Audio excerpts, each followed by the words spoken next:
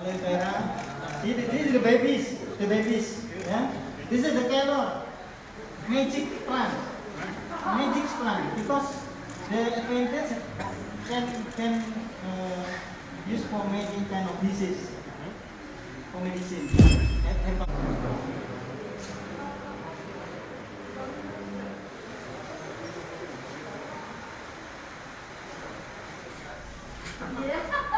No. She controls the entire city from here.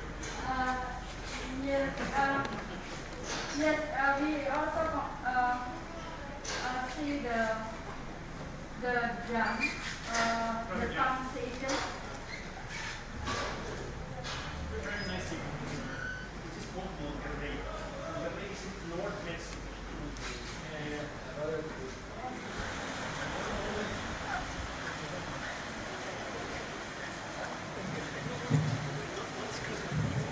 It's born in Cuba. Assalamualaikum warahmatullahi wabarakatuh. Selamat pagi.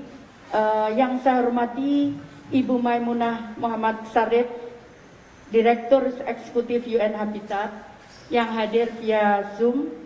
Terima kasih Ibu Risma, terima kasih banyak-banyak Excellencies, Honorable Mayors, representative of the media. Thank you very much for joining us today for this press conference on the global observance of World Habitat Day 2020. Rugi tak dapat pergi Surabaya sendiri, Bu.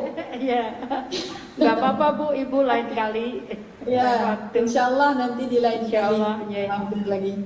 Oke, terima kasih, Bu. Terima kasih. Silakan Pak Pradono, monggo. Baik, terima kasih Bu Wali Kota. Saya selaku perwakilan dari KBRI Nairobi menyambut baik kegiatan peringatan World Habitat Day di Surabaya. KBRI Nairobi selaku perwakilan tetap Indonesia untuk UN Habitat sangat bangga dan menyambut baik penyelenggaraan peringatan Global World Habitat Day di Surabaya.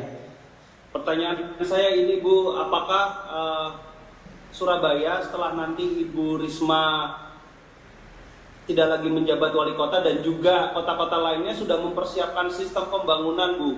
Dengan adanya pandemi ini tentu ke depan siapa tahu wabah seperti ini bisa terjadi lagi.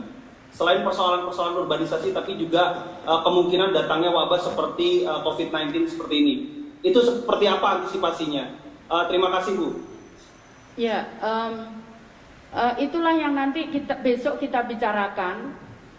Kita besok ada panel session yang pembicaranya dari beberapa negara, termasuk dari Kementerian PU. Ini adalah merupakan pelajaran bagi kita semua bahwa ada masalah pandemi seperti ini yang dihadapi oleh seluruh kota-kota di dunia. Karena itu besok ada sesi khusus membahas ini yang panelisnya diantaranya dari beberapa negara. Nah itu akan menjadi catatan kita untuk bagaimana menyelesaikan masalah ini. Sehingga someday kalau suatu saat terjadi seperti ini kita tidak gagap lagi karena kita punya punya semacam cerita-cerita sukses mungkin dari beberapa kota di dunia yang akan menjadi salah satu rujukan untuk kami di kota-kota lain yang mungkin wali kotanya baru atau apa seperti itu. Di World Habitat Day ini kita akan bicara, mendiskusikan langkah-langkah terutama kawasan-kawasan kumuh bagaimana terutama menangani masalah pandemi seperti ini.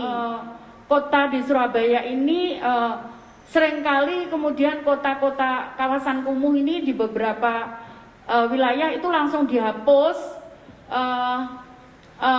dibongkar atau dimusnahkan, kemudian diganti dengan yang mungkin tidak sesuai dengan karakter atau budaya masyarakat. Nah, di Surabaya saya selalu menjual kampung, perbaikan kampung dan pemberdayaan warga di kampung, di mana warga di Surabaya mereka bisa tinggal di daerah yang dulunya kumuh, tapi saat ini mereka bisa tinggal di tempat yang nyaman, layak huni dengan sanitasi yang bagus. Bahkan kemudian mereka bisa mengakses ekonominya mereka, meningkatkan ekonomi mereka tanpa mereka harus berpindah, sehingga mereka tetap berada di suasana budaya mereka. Ini yang terus terang menjadi keuntungan bagi saya saat kemudian terjadi pandemi di mana budaya mereka tidak hilang. Sehingga dengan kondisi keuangan yang sangat terbatas di Surabaya, tapi kami bisa secepatnya recovery sehingga saat ini ekonomi sudah bisa berjalan. Kemudian pandemi juga semakin lama semakin turun. Rasanya sebetulnya kalau boleh saya nyampaikan, Surabaya sudahlah, kalau yang sakit itu 10 orang yang kena positif, itu ya kayak orang kena flu gitu kan. Nah tapi memang tidak boleh sembrono, karena itu di kampung kemudian dibentuk Kampung Tangguh Surabaya. Wali Kota Surabaya menjadi tuan rumah UN Habitat. Bagaimana perasaan Ibu sebagai Wali Kota Surabaya? Ya, kalau perasaan saya pasti bangga karena kemudian kita di sana ada bendera PBB. 2 kali kita bisa menaikkan bendera PBB di Kota Surabaya. Kami tentunya sangat bangga.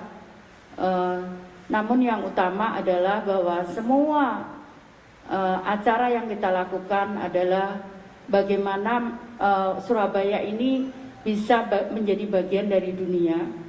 Kemudian masyarakat Surabaya bisa mendapatkan akses ekonomi untuk karena ada acara-acara seperti ini. Kira-kira seperti itu. Jadi tujuan semua acara ini adalah bagaimana warga Surabaya bisa mendapatkan untuk akses ekonomi yang pertama. Yang kedua, pelajaran mungkin akan menjadi warga Surabaya akan mempunyai wawasan internasional, sehingga someday kalau anak-anak kita besar, mereka sudah tidak canggung, mereka sudah tidak katrok lagi kalau mereka kemudian berkomunikasi atau kemudian mereka harus berada di luar.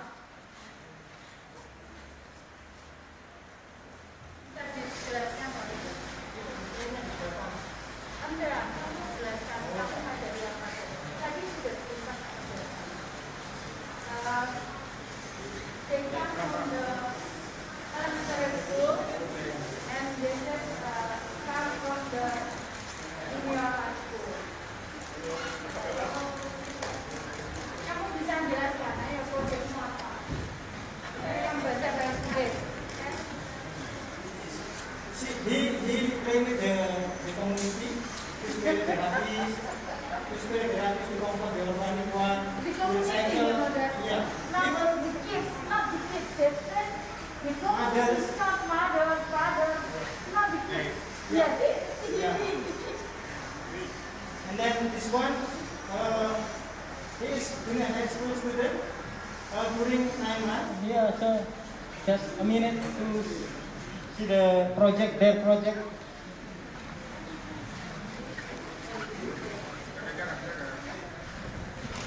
This is the town of the Hotel, aloe vera.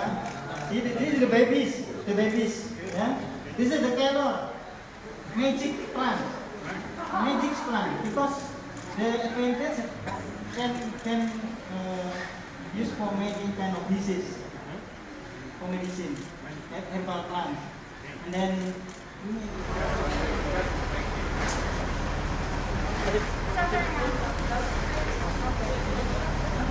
Oh ya, makasih ya.